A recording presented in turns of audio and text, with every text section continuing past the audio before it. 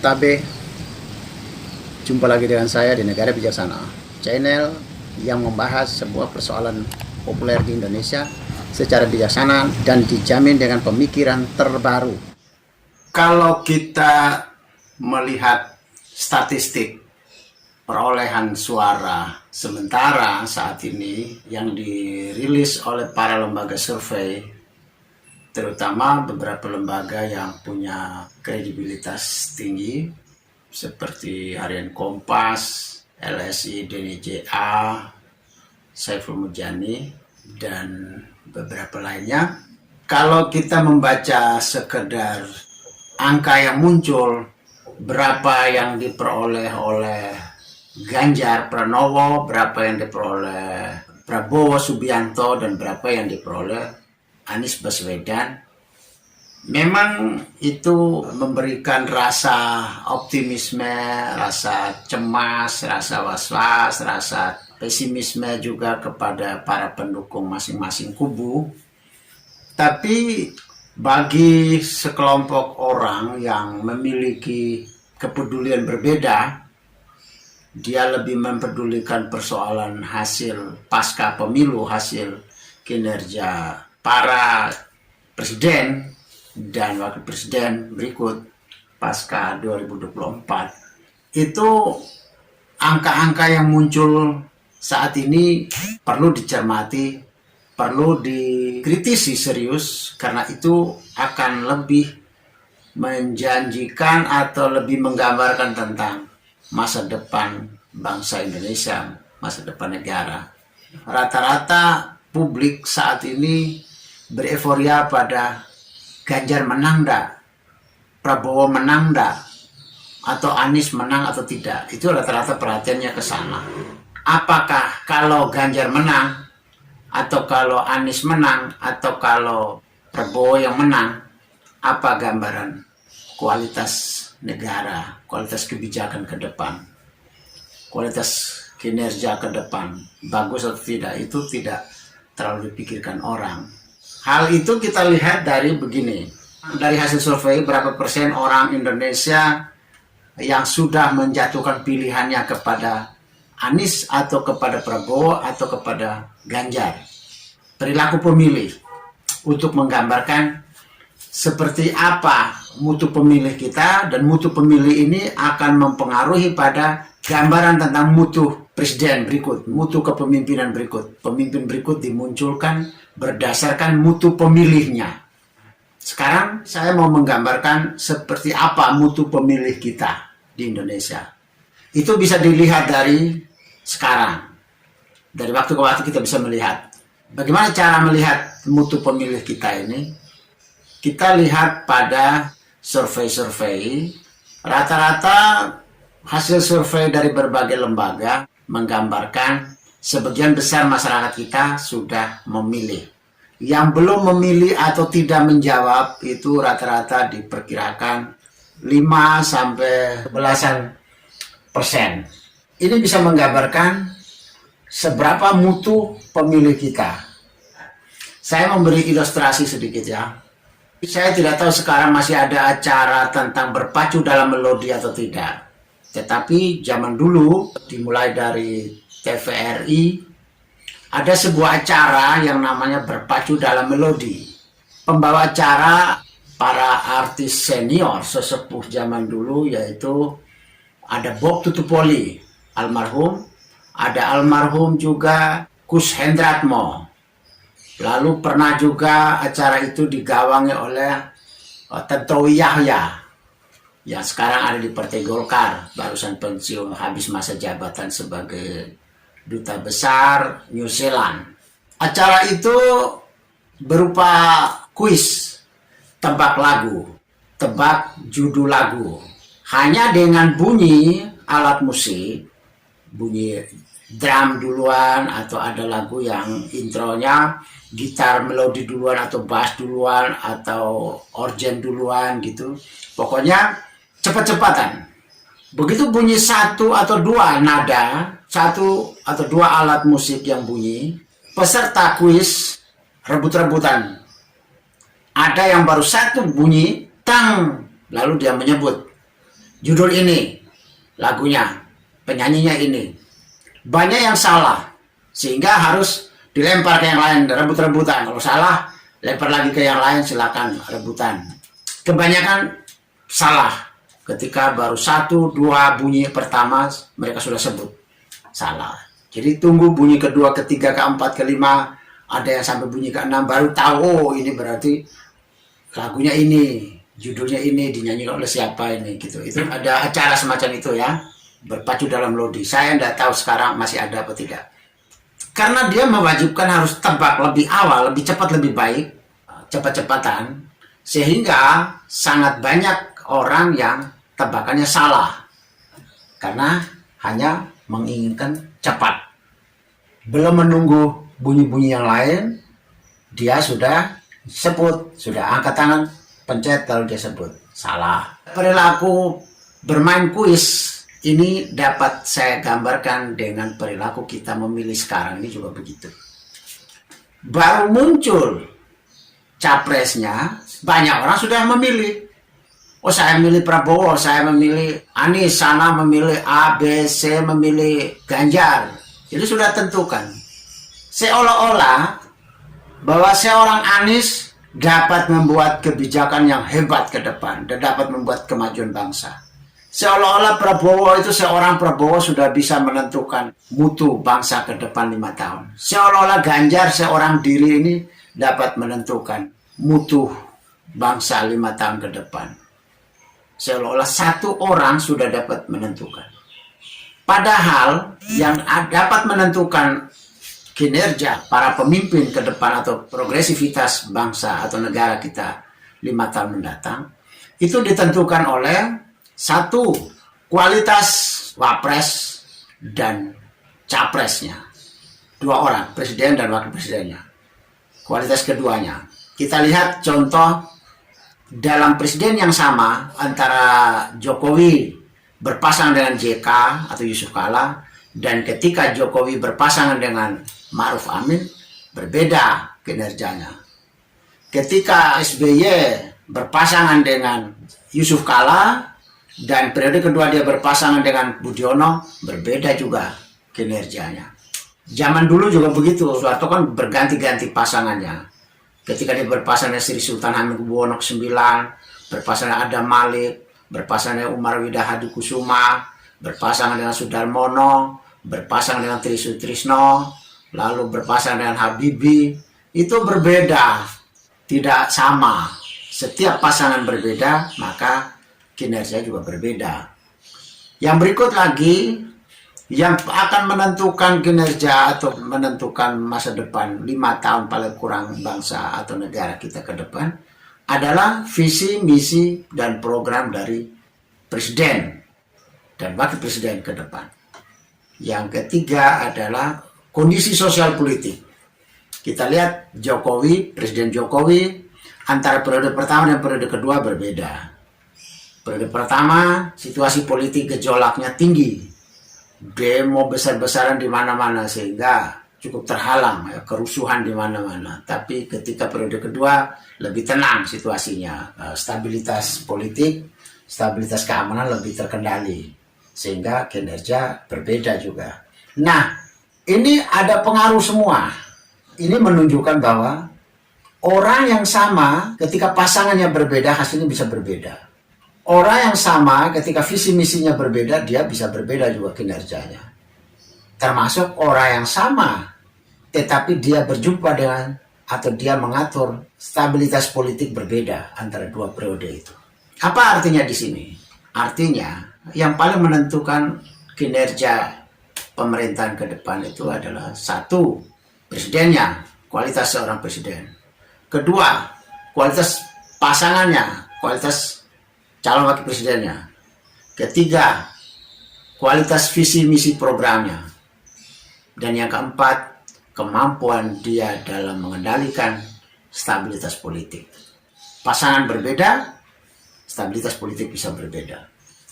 1-2 tahun terakhir ini, sampai hari ini, sampai saya bicara sekarang ini, di Indonesia, bagaimana mungkin 3 variabel belum muncul, yaitu variabel bacawa pres, variabel visi misi dan program, dan variabel orang-orang yang berada di sekitar kubu itu, sekitar capres cawapres itu, belum muncul juga 3 variabel ini, kok sudah menjatuhkan pilihan. Itu artinya apa? Artinya peluang besar kita akan salah memilih. Kita lihat di medsos, siapapun cawapresnya tetap pilih Anies, siapapun cawapresnya tetap pilih Prabowo, siapapun cawapresnya tetap pilih Ganjar. Wow, itu menunjukkan bahwa orang sudah memilih, sudah tutup mata, tutup telinga, tutup otak, tutup logika berpikir. Siapapun cawapresnya, pokoknya Anies. Siapapun cawapresnya, pokoknya saya pilih Ganjar.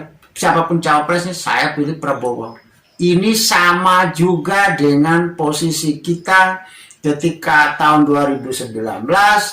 Pokoknya waktu Pak Jokowi tampil sebagai capres di Indonesia, pilpres di Indonesia, pernah juga ada bahasa-bahasa, boleh dibilang bahasa narsis, atau bahasa sombong, atau bahasa satir, yaitu mengatakan bahwa Jokowi berpasangan dengan tiang listrik aja tetap menang. Wow, bayangin, tiang listrik tetap menang.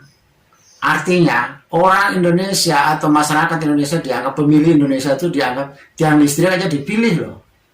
Kita lihat lagi, beberapa tahun lalu ada juga pilkada di Indonesia, dan juga ada pilkades juga di Indonesia. Itu pernah juga lawan kotak kosong. Kotak kosong itu semacam ya sebuah kotak lah, entah terbuat dari kayu, entah terbuat dari kardus, pokok kosong. Lawan dengan calon yang manusia. Pernah juga kotaknya menang, kotak kosongnya menang. Bayangin, sama kotak aja dipilih loh, bukan manusia itu.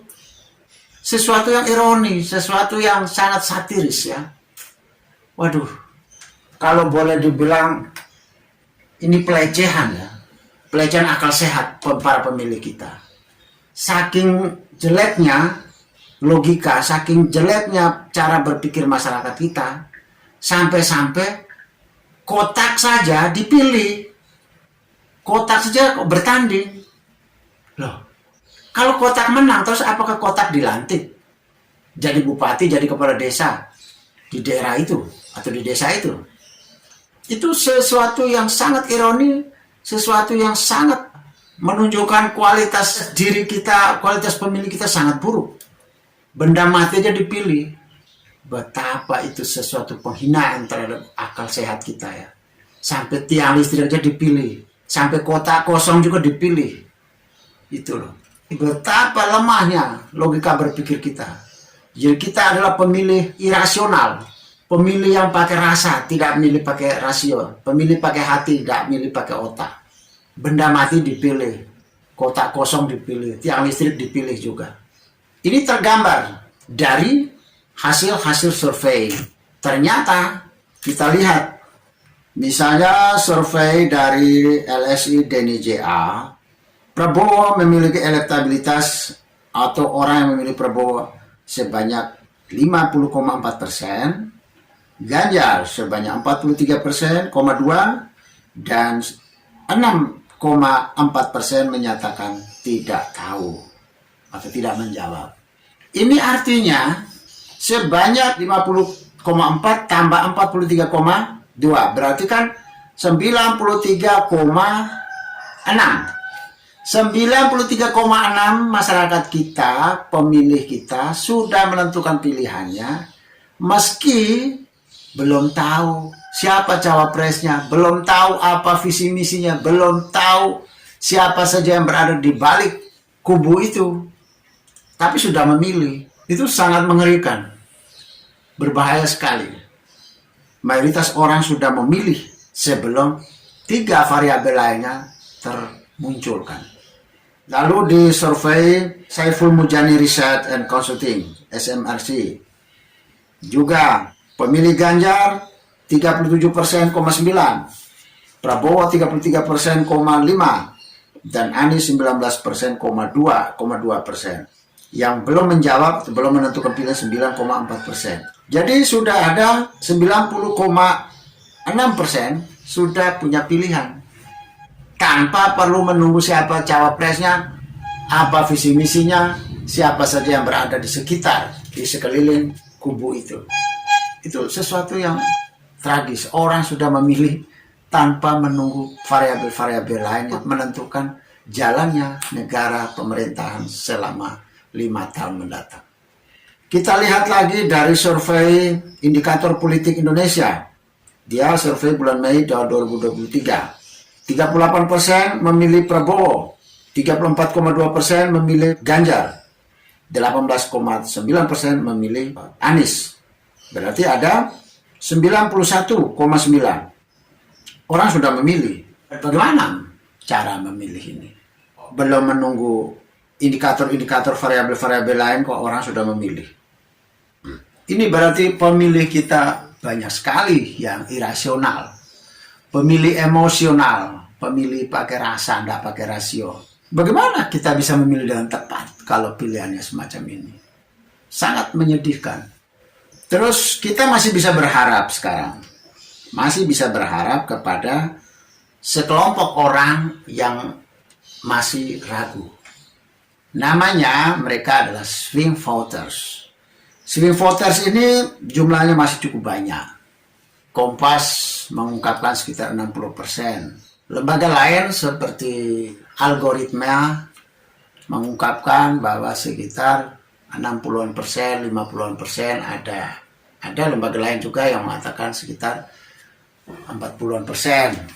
Ada yang 20%, ada yang 30%. Ya pokoknya ada.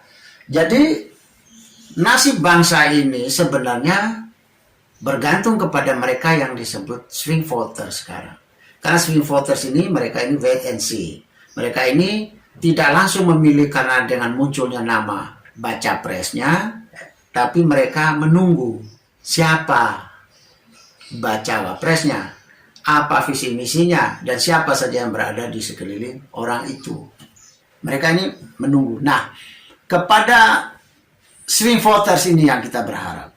Mereka inilah yang diharapkan menjadi penyelamat negara ini. Penyelamat pemilu kita. Bermutu tidak itu ditentukan oleh mereka ini. Sekelompok orang yang swing voters. Swing voters itu pemilih yang masih menunggu, wait and see, masih ragu. Mereka ini masih bimbang. Tunggu dulu. Wah, saya harus mengumpulkan lagi informasi tentang orang ini. Benar nggak katanya dia ini seorang dapat penghargaan ini? Benar nggak dia prestasi ini? Benar nggak isu buruk bahwa dia ini negatif kayak gini? Mereka ini menunggu, terus mencari mengumpulkan data. Dan mereka ini juga menunggu variabel lainnya, yaitu variabel siapa baca wapresnya, apa visi misinya, dan siapa saja yang berada di sekeliling orang itu.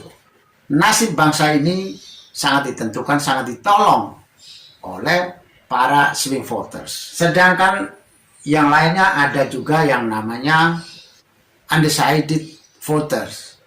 Mereka ini diperkirakan tidak memilih. Calon-calon kuat untuk menjadi golput mereka ini. Nah, pertanyaannya, menjadi pemilih, mutu yang paling bagus harus ada di mana? Harus menjadi pemilih sekarang, atau menjadi swing voters, atau menjadi undecided voters? Jawabannya adalah seharusnya sebelum sampai hari H pemilu, bila perlu 1 jam sebelum ke TPS, posisi kita sebagai pemilih masih juga sebagai swing voters.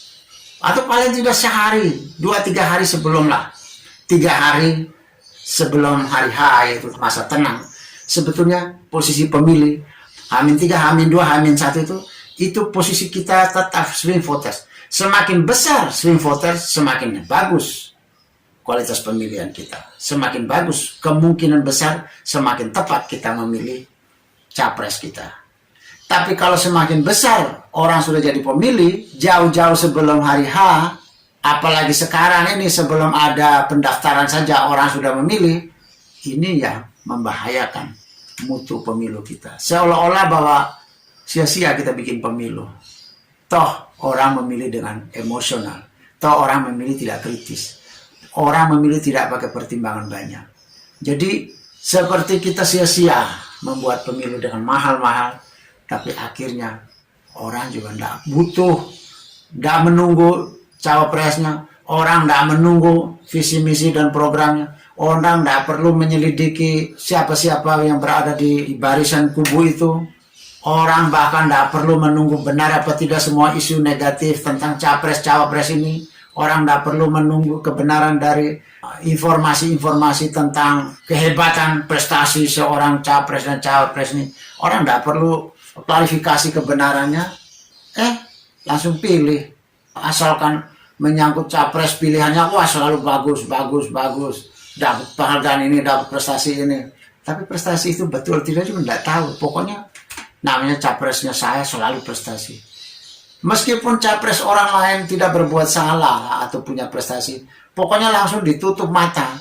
Tidak benar itu, bohong itu, tidak punya prestasi itu, atau kabar jelek, negatif tentang capres yang dia tidak suka, yang dia tidak mau pilih, itu kabar dia itu benar itu, jelek itu, dia melakukan gini, dia omong begini, benar. Jadi tidak perlu klarifikasi, tidak perlu mencari tahu kebenarannya, pokoknya langsung percaya. Ini pemilih emosional, pemilih irasional, tidak rasio, pemilih yang pakai perasaan tinggi. Saya melihat pemilu kita masih banyak sia-sia, buang-buang duit, buang-buang biaya, buang-buang energi besar sekali. Sementara pemilihnya banyak, jumlah cukup besar yang irasional. Untuk apa? Mau kampanye, dalam kampanye aja mereka udah punya pilihan. Untuk apa orang menyediakan berbagai informasi tentang rekam jejak seseorang ini? Wong sama hoak aja dipercayai, semua sudah dipercayai. Ya ngeri. Itu di negara Indonesia.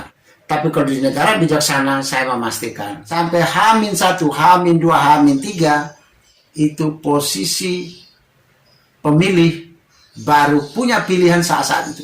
Saat masih masa kampanye, saat masih sosialisasi capres, cawapresnya, itu semua pemilih di negara bijaksana tidak punya pilihan. Semua mereka status swing voters. Pemilih yang masih kesana kemari, pemilih yang masih punya kemungkinan untuk berpindah-pindah. Karena semua tergantung dari variabel-variabel yang mereka kumpulkan. Karena pemilih kritis, pemilih yang tidak memilih, asal memilih tanpa mengklarifikasi semua informasi yang ada. Pemilih yang tidak terpengaruh oleh 1-2 variabel muncul, tapi dia menunggu semua variabel yang muncul, baru dia kaji dan dia mempertimbangkan. Kemudian H-1 atau H-2 atau H-3 dia baru punya pilihan. Menjadi pemilih itu ketika H-1, H-2 atau H-3. Tapi sebelum itu, apalagi belum pendaftaran atau baru habis pendaftaran atau masa kampanye, itu semua status, bila perlu di negara bijaksana 100% pemilih masih dalam status swing voters. Pemilih mengambang, pemilih yang masih galau, pemilih yang masih belum tetap, dia masih bisa berpindah tergantung dari hasil searching, hasil googling, hasil perjalanan riset dia tentang seseorang. Perjalanan dia mengumpulkan data, lalu dia menganalisa semua data tentang seseorang capres dan cawapres. Bukan memilih sebelum itu. Belum mendaftar aja sudah memilih. Baru kabar burung dari tahun lalu, 2 tahun lalu, sudah memilih. Bahkan belum ada pemilu, baru habis pemilu 2019, nanti 2024 saya memilih ini, saya memilih ini. Ngeri sekali ya. Pemilih di negara bijaksana tidak ada yang menjadi pemilih sebelum H-1, H-2 dan H-3. Paling tidak bulan Februari baru pemilih di negara bijaksana baru mulai menentukan pilihan mereka. Masa sebelum ini adalah masa pencarian, masa klarifikasi tentang seorang tokoh, seorang calon pemimpin. Kalau di negara bijaksana juga partai-partai cawapres-cawapresnya, capres-capresnya tidak gembira melihat angka survei yang mencantumkan mereka mendapat pilihan sekian persen dari warga pemilih. Itu kalau di negara bijaksana tidak akan gembira, sedih. Oh, baru nama saya saja kok mereka sudah pilih, belum muncul nama wapres saya, belum muncul visi misi saya, belum muncul siapa pendukung saya di samping kiri kanan saya, membiayai saya, belum saya tunjukkan kau sudah memilih.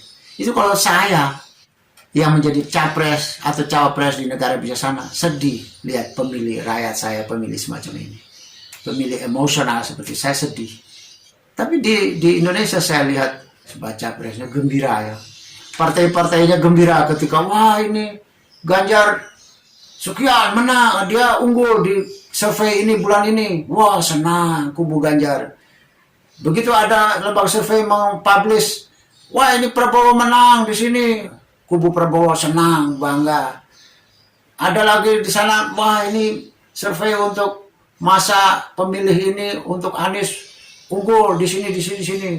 Wah, senang kubu Anies. Seharusnya sedih loh, bukannya senang. Buat apa bangga dengan pemilih rasional? Pemilih itu tuh jangan kita bangga pemilih yang irasional. Mereka memilih tanpa pikir kok. Bagaimana mau bangga? Orang tuh bangga tuh kecuali dia memilih dengan sangat mempertimbangkan matang. Pertimbangan rekam jejak saya, pertimbangan kualitas diri saya, pertimbangan calon wakil presiden saya, pertimbangan visi misi saya ke depan, dan pertimbangan teman-teman saya yang berada di sekeliling saya. Dia jatuhkan pilihan pada saya, baru saya mengatakan, oh ya berarti saya bagus. Tapi kalau dia belum melihat apa-apa, belum melakukan kritik, belum klarifikasi semua data, dia sudah memilih, jangan bangga. Berarti Anda sedang dipilih oleh orang-orang irasional. Pemilih yang tidak logis, pemilih yang semua pakai rasa. Selamat memilih dengan waras, selamat menjadi swing voter sampai H-1, H-2, H-3. Jika Anda setuju dengan saya, Anda seide dengan saya, berarti kita berada pada satu perjuangan yang sama, yaitu ingin melihat Indonesia menjadi lebih baik, Indonesia menjadi negara yang bijaksana yang kita impikan. Caranya adalah dengan Anda memberi dukungan dan berpartisipasi dalam channel ini. Subscribe di bawah channel ini, bunyikan lonceng di sampingnya untuk menunjukkan Anda berlangganan secara gratis, dan ada pemberitahuan setiap kali saya mengirim edisi baru. Dan jika Anda setuju dengan ide ini, jangan lupa bagikan ke semua relasi Anda. Terima kasih.